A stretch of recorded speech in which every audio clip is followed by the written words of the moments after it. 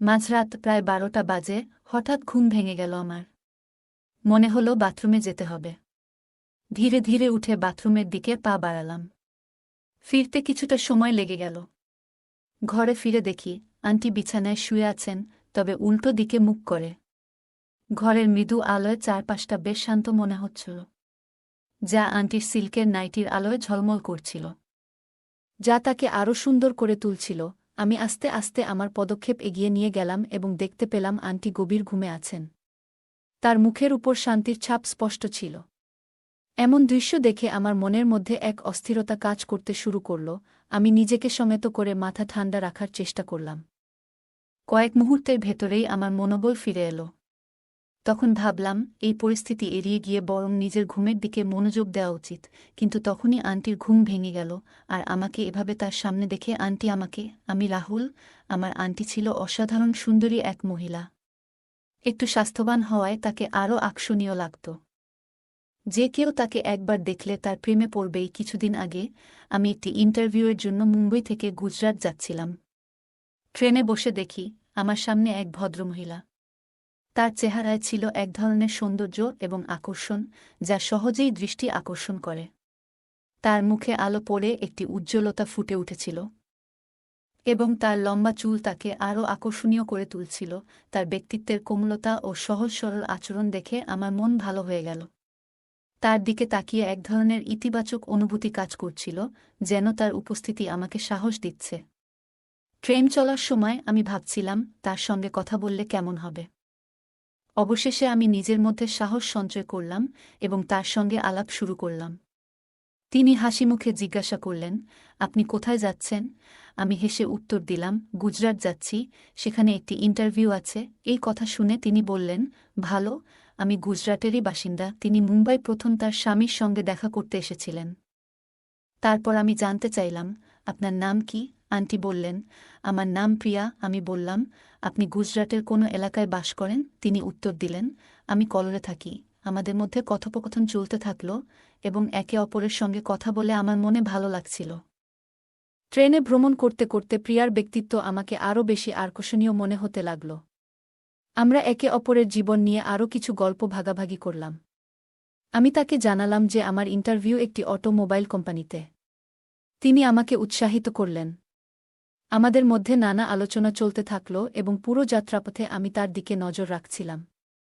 তিনি সত্যিই ভীষণ আকর্ষণীয় লাগছিলেন। হয়তো প্রিয়া এ বিষয়টি বুঝতে পেরেছিলেন, কিন্তু তিনি আমার সঙ্গে কিছু বলেননি। রাতের প্রায় 11টা বাজে, যখন ট্রেন কলোল স্টেশনে থামল। আমি এবং প্রিয়া আন্টি দুজনে ট্রেন থেকে নামলাম। আন্টির ব্যাগটি বেশ ভারী ছিল, তাই আমি বললাম, আন্টি, আমি আপনার ব্যাগটা ধরে দিচ্ছি। তিনি আমাকে আন্তরিকভাবে ধন্যবাদ জানালেন এবং আমরা দুজনে স্টেশন থেকে বাইরে এলাম। রাতের আধার নেমে এসেছিল এবং চারপাশে বিশেষ কেউ ছিল না। স্টেশনের বাইরে এসে প্রিয়া জিজ্ঞেস করলেন, এখন রাতে কোথায় থাকার পরিকল্পনা করেছেন? আমি ভাবছিলাম, সম্ভবত একটি হোটেল খুঁজতে হবে। কিন্তু আন্টি বললেন, যদি সমস্যা না হয় তাহলে আপনি আমাদের বাড়িতে আসতে পারেন। আমাদের বাড়ি কাছেই আছে, এবং রাতে ব্যাগটি তুলতে আমাকে সাহায্য করার জন্য আপনাকে ধন্যবাদ। আমি কিছুক্ষণ ভেবে তারপর সম্মতি দিলাম। রাত হয়ে গেছে, এবং হোটেল খুঁজে বের করার চেয়ে আন্টির বাড়িতে যাওয়াই আমার জন্য ভালো মনে হলো, কারণ ট্রেনে আন্টির সাথে কথা বলে অনেকটাই ফ্রি হয়েছিলাম। আমরা দুজনে রেলপথ ধরে আন্টির বাড়ির দিকে এগোতে থাকলাম। হাঁটতে হাঁটতে আমি আন্টিকে বললাম, আপনার বাড়ি আর কত দূরে? তিনি মুচকি হেসে বললেন, আর একটু দূর, আর তুমি দেখবে আমার বাড়ির পরিবেশ খুব ভালো। তার এই কথায় আমি আশ্বস্ত হলাম এবং ভাবলাম, হয়তো এটা একটি নতুন বন্ধুত্বের সূচনা। যখন আমরা তার বাড়িতে পৌঁছালাম, আন্টি দরজা খুলে আমাকে ভেতরে আসার আমন্ত্রণ জানালেন। ভেতরে ঢুকে আমি বললাম, ধন্যবাদ আন্টি। তিনি হাসিমুখে বললেন, ধন্যবাদ তো আমাকে বলার কথা, তুমি আমার অনেক সহযোগিতা করেছ। বাড়ির ভেতরে একটি নরম আলো ছিল, এবং দেয়ালের ছবি বাড়িটিকে অদ্ভুতভাবে সুন্দর করে তুলেছিল। এরপর তিনি স্নেহভরা কণ্ঠে আমাকে জিজ্ঞাসা করলেন, রাহুল, তোমার কি ক্ষুধা লাগছে? কিছু খাবে? সত্যি বলতে আমার পেটেও বেশ খিদে ছিল, তাই বিনয়ের সঙ্গে বললাম, আন্টি, একটু ভাত হলে হয়ে যাবে। তিনি মুচকি হেসে বললেন, ঠিক আছে, আমি একটু পরেই রান্না করি। তুমি সামনের ঘরে গিয়ে বিশ্রাম নাও। আমি তার কথামতো সামনের ঘরে গেলাম। সেখানে গিয়ে নিজের কাপড় পরিবর্তন করলাম। এরপর হাত মুখ ধুয়ে বেশ সতেজ অনুভব করছিলাম। আরামদায়ক একটি লোয়ার আর টি শার্ট পরে একটু আরামের জন্য প্রস্তুত হলাম। পুরো পরিবেশটা শান্ত এবং সহজ ছিল, যা মনে এক ধরনের স্বস্তি এনে দিয়েছিল। কিছু সময় পর আন্টি ব্ল্যাক সিল্কের নাইটি পরে বাইরে এলেন, যা খুবই সুন্দর লাগছিল। তার পোশাক সাধারণ হলেও সেগুলোতে আকর্ষণ ছিল। তিনি হাসিমুখে আমাকে বললেন, কি হয়েছে? ঠিক লাগছে না? আমি তৎক্ষণাৎ বললাম, আন্টি, আপনি তো খুব ভালো লাগছেন। আমার কথায় তিনি মুচকি হাসলেন এবং তারপর রান্নার জন্য কাজে ফিরে গেলেন। আমি বসে বিছানায় ফোনে কিছু দেখতে লাগলাম এবং আন্টি রান্নার কাজ শুরু করলেন। কিছুক্ষণের মধ্যে রান্না করা খাবারের সুগন্ধ এসে গেল এবং আমার ক্ষুধা আরও বেড়ে গেল। আন্টি বললেন, খাবার প্রায় হয়ে গেছে, তুমি টেবিলে বসে যাও। আমি টেবিলে বসে গেলাম এবং তিনি আমাকে ভাত ও তরকারি পরিবেশন করলেন। আমরা খাবার খেতে খেতে পরস্পর কথা বলছিলাম। আন্টি জিজ্ঞেস করলেন, খাবার কেমন লাগছে? আমি বললাম, অত্যন্ত ভালো। এরপর তিনি জানতে চাইলেন, আর তোমার বাড়ি কেমন লাগলো? আমি বললাম, বাড়িও খুব ভালো। তিনি ধীরে ধীরে প্রশ্ন করলেন, এবং এই বাড়ির মালকিনকে কেমন লাগলো? আমি একটু বিস্মিত হয়ে বললাম, তিনি তো খুব ভালো। এটা শুনে তিনি ধন্যবাদ বললেন এবং খাবার খেতে লাগলেন। আমরা দুজনে হাসছিলাম এবং একে অপরের দিকে তাকাতে ভয় পাচ্ছিলাম।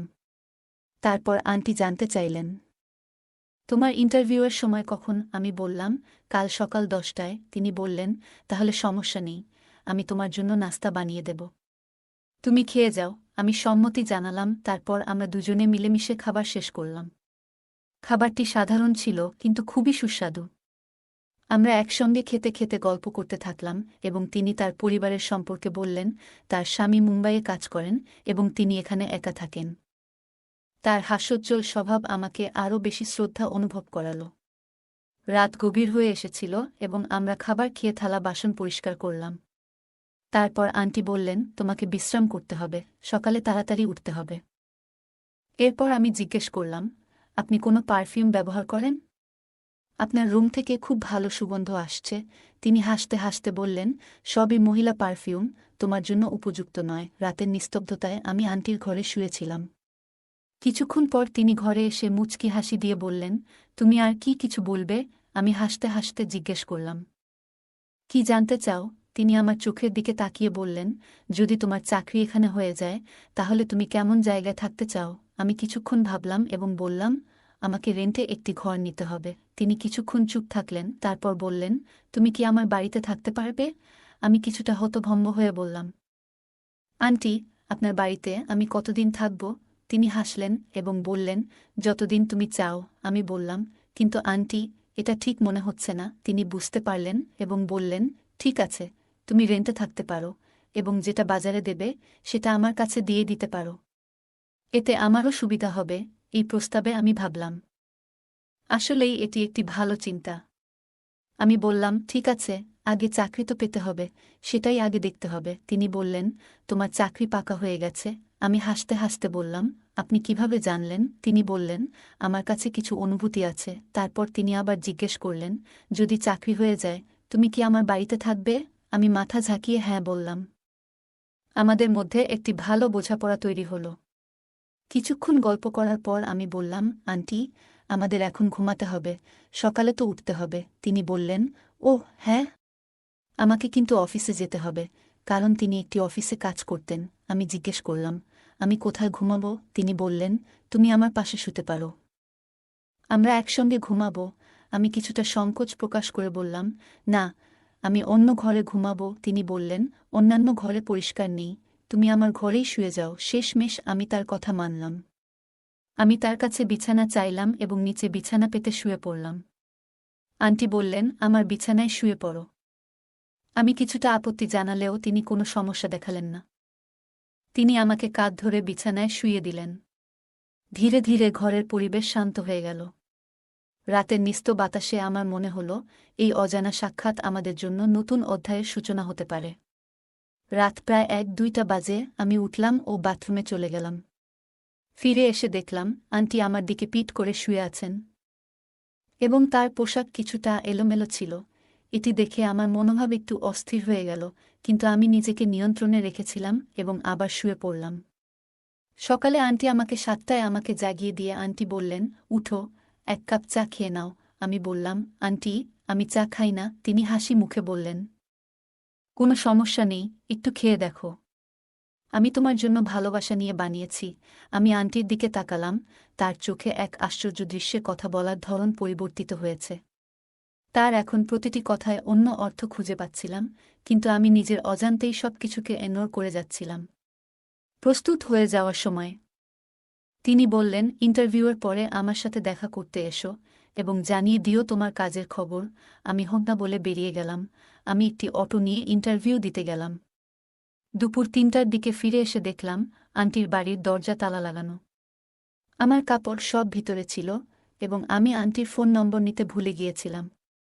তাই আমি আন্টির আসার জন্য অপেক্ষা করতে লাগলাম। সন্ধ্যা ৫টার দিকে আন্টি এলেন এবং তার পোশাক ছিল সত্যিই সুন্দর।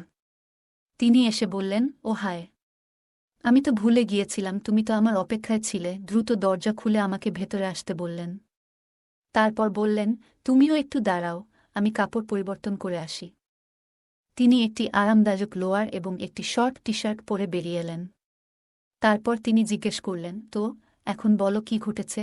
আমি বললাম, আমার তো বাড়ি যেতে হবে। এটি শুনে আন্টি একটু খারাপ লাগল এবং বললেন, কি হয়েছে?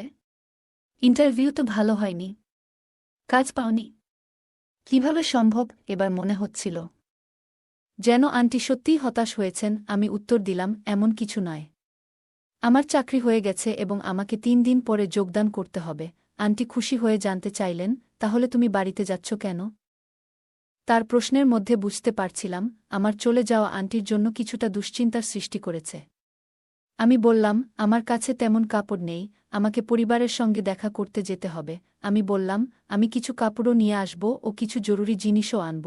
এর উপর আন্টি আশাবাদী চোখে প্রশ্ন করলেন, তুমি ফিরে তো আসবে? তার চোখে এমন একটি ভাব ছিল যেন আমার চলে যাওয়ায় আন্টির মন ভালো নেই। আমি উত্তর দিলাম, আন্টি, আমি নিশ্চিত আসব। এটাতে আন্টি কিছুটা খুশি হয়ে বললেন, তুমি কখন যাচ্ছ? ট্রেন কখন? আমি বললাম, কাল সকালে। রাতে সুযোগ ছিল না। এটি শুনে আন্টি অনেক আনন্দিত হলেন এবং বললেন, ঠিক আছে, তাহলে আজ তোমার জন্য রুমের সাজসজ্জা করি এবং সন্ধ্যায় পার্টি হবে। আমি জিজ্ঞেস করলাম, পার্টি কিসের জন্য? আন্টি বললেন, অবশ্যই তোমার চাকরির জন্য। আমি বললাম, কিন্তু আমার কাছে খুব বেশি টাকা নেই। তখন আন্টি বলেন, কোনো সমস্যা নেই, পার্টি আমি দেব। তুমি স্যালারি পেলে ফিরিয়ে দিও। এরপর আমরা একসাথে খেয়ে ও রুমের কাজ শুরু করলাম। কাজ করতে করতে সন্ধ্যা হয়ে গেল। তারপর আন্টি জিজ্ঞেস করলেন, তুমি বাড়িতে খাবা নাকি বাইরেও? আমি বললাম, বাড়িতেই খাবো। আন্টি আবার জিজ্ঞেস করলেন, আর পানীয়? আমি কিছুটা চমকে বললাম, কি বলতে চাচ্ছেন? তিনি হেসে বললেন, তুমি কি ড্রিঙ্ক করো না? আমি বললাম, করেছি। তবে তিনি কথা শেষ করতে না দিয়ে বললেন, তাহলে সিদ্ধান্ত হয়ে গেছে।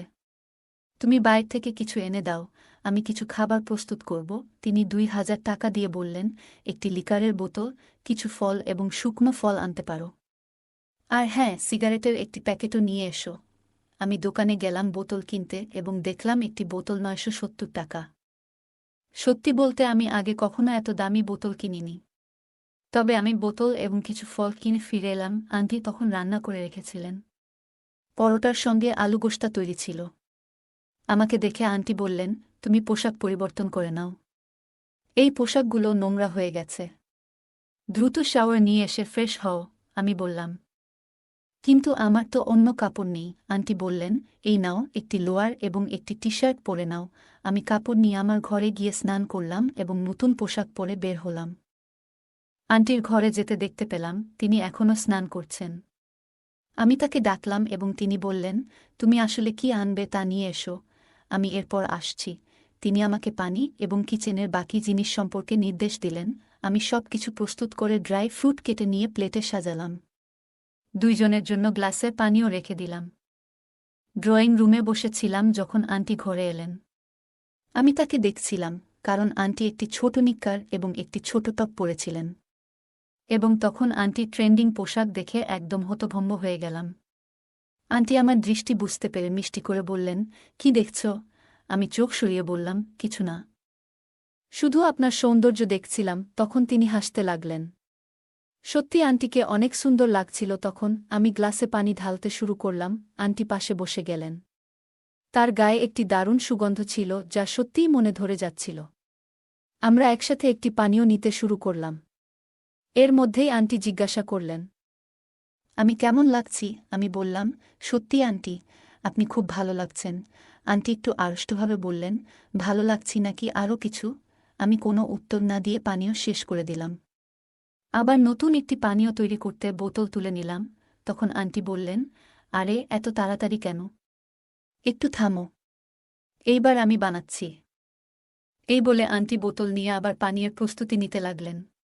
পানীয় শেষ করার পর আন্টি সিগারেটের প্যাকেট তুলে নিয়ে একটির প্রস্তুতি নিলেন। একটু মজার স্বরে তিনি বললেন, জানো, একটা কথা জিজ্ঞাসা করতে পারি? আমি বললাম, অবশ্যই আন্টি। তিনি বললেন, তুমি সত্যি বলবে নাকি মিথ্যে? আমি বললাম, সত্যি বলবো। তিনি প্রশ্ন করেছিলেন, তোমার কতজন গার্লফ্রেন্ড আছে? এই কথা শুনে আমি তাকে এক ফাঁকে দেখলাম। আন্টি চোখের ইশারায় বললেন, বলো তো। আমি বললাম, আন্টি, একজনই আছে। তিনি মৃদু হাসি দিয়ে বললেন, তোমার কি তার সঙ্গে ভালো সম্পর্ক গড়ে উঠেছে? আমি সরলভাবে উত্তর দিলাম, হ্যাঁ। হয়েছে। আন্টি আবার জানতে চাইলেন, তোমরা কতবার দেখা করেছ? আমি বললাম, শুধু 2বার। আমার কথা শুনে তিনি সিগারেট এগিয়ে দিলেন। আমি সিগারেটটি হাতে নিয়ে কিছুক্ষণ তার দিকে তাকিয়ে রইলাম। তার চেহারায় যেন এক ধরনের উচ্ছ্বাস ফুটে উঠেছিল। তার চোখে মুখে এমন এক প্রকাশ ছিল, যা বোঝাচ্ছিল তিনি খুব স্বাভাবিকভাবেই এই কথোপকথন উপভোগ করছেন। হঠাৎ তিনি কিছুটা এগিয়ে এসে হাসি মুখে বললেন, কেন এমনভাবে তাকিয়ে আছো? কি ভাবছ? আমি মৃদু হাসি দিয়ে চুপ করে থাকলাম। সেই মুহূর্তটা ছিল শান্ত এবং অদ্ভুতভাবে গভীর, যেন কথার বাইরেও কিছু অনুভূতি প্রকাশ পাচ্ছিল। তিনি আবার বললেন, বলো তো। জানু, কি ভাবছ? আমার কসম। আমি বললাম, আন্টি, আপনি সত্যিই অসাধারণ লাগছেন। আন্টি হাসতে হাসতে বললেন, এটা তো আমি জানি, কিন্তু আমার স্বামীও তো আমাকে এভাবে বলেছিল। তিনি মিষ্টি হাসি দিয়ে বললেন, আচ্ছা, তুমি জানো তোমার আঙ্কেল এখানে কেন থাকে না? আমি বললাম, আঙ্কেল তো মুম্বাইয়ে কাজ করেন এবং আন্টির চাকরি এখানে, তাই তাদের আলাদা থাকতে হয়। তবে যখন সময় মেলে তখন দেখা হয়। আমি সম্প্রতি তাদের সাথে দেখা করেছি। আন্টি বললেন, তুমি বলো, তোমার গার্লফ্রেন্ডের সঙ্গে কিভাবে দেখা করে? আমি বললাম, যখনই সুযোগ পাই দেখা করে নিই। এভাবে কথা হতে থাকতে আমাদের গ্লাস খালি হয়ে গেল। আন্টি বোতল ধরে আবার পানীয় তৈরি করতে শুরু করলেন। আমরা একসাথে আবারও পানীয় সমাপ্ত করলাম এবং আমি সিগারেট ধরিয়ে নিলাম। হঠাৎ করে আমি অনুভব করলাম আন্টির হাত আমার হাতে জোরে ধরে আছেন। আমি যখন আন্টির দিকে তাকালাম তখন তিনি হাসছিলেন। এরপর তিনি আমার হাত থেকে সিগারেটটি নিয়ে বললেন, তুমি আমাকে খুব ভালো লাগতে শুরু করেছ। আমি বললাম, আন্টি, আপনি তো এখনও খুব ভালো লাগছেন। কিন্তু আপনি বিবাহিত, তাই আমি বিয়ে করতে পারব না। এ কথা বলে আমি হাসতে লাগলাম। এভাবেই আন্টির সাথে আমার সারাটা রাত কেটে গেল। এখন কাহিনীর মধ্যে কিছু গুরুত্বপূর্ণ শিক্ষা রয়েছে। এই ধরনের সম্পর্কগুলোতে আমাদের মনে রাখতে হবে যে মানবিক মর্যাদা এবং সীমারেখার প্রতি মনোযোগ দেওয়া উচিত। সম্পর্ক গঠন তখনই সফল হয় যখন উভয় পক্ষ একে অপরের আত্মসম্মানের প্রতি শ্রদ্ধা জানায়। আমাদের অবশ্যই শেখা উচিত অন্যের ব্যক্তিগত সীমা অতিক্রম না করা এবং কখনোই তাদের অস্বস্তিতে ফেলা উচিত নয়। এই গল্পের একটি গুরুত্বপূর্ণ অংশ হল কিভাবে নৈতিকতা এবং আত্মনিয়ন্ত্রণের অভাব মানুষকে ভুল পথে চালিত করতে পারে। আশা করি আপনারা এই গল্পটি উপভোগ করেছেন এবং এর মাধ্যমে কিছু শিক্ষা পেয়েছেন। মনে রাখবেন, যে কোনো সম্পর্কেই বিশ্বাস এবং সম্মানের গুরুত্ব অপরিসীম। বিশেষ করে পুরুষ নারীর সম্পর্কগুলোতে সম্মান এবং মর্যাদা থাকা উচিত। গল্পটি মনে করিয়ে দেয় যে নৈতিকতা এবং আত্মসংযম আমাদের জীবনের গুরুত্বপূর্ণ অংশ। অপ্রয়োজনীয় প্রলোভন বা অনৈতিক কার্যকলাপ থেকে দূরে থাকলে সম্পর্কের গভীরতা এবং বিশ্বাস অক্ষুণ্ণ থাকে জীবনের প্রতিটি ক্ষেত্রে। বিশেষ করে সম্পর্কের ক্ষেত্রে আমাদের আচরণ এবং কথাবার্তায় সতর্ক থাকা উচিত যাতে অন্য কেউ অস্বস্তিতে না পড়ে। যে কোনো সম্পর্কের মূল ভিত্তি হল বিশ্বাস এবং সম্মান। এ দুটি উপাদান ছাড়া কোনো সম্পর্ক দীর্ঘস্থায়ী হতে পারে না। বন্ধুরা, যদি এই গল্পটি ভালো লেগে থাকে তাহলে দয়া করে ভিডিওটি লাইক করুন এবং আমাদের চ্যানেলটি সাবস্ক্রাইব করুন। পাশে থাকা বেল আইকনটি প্রেস করুন যাতে করে আমরা যখনই নতুন ভিডিও আপলোড করি তার নোটিফিকেশন সবার আগে আপনার কাছে পৌঁছে যায়। ধন্যবাদ।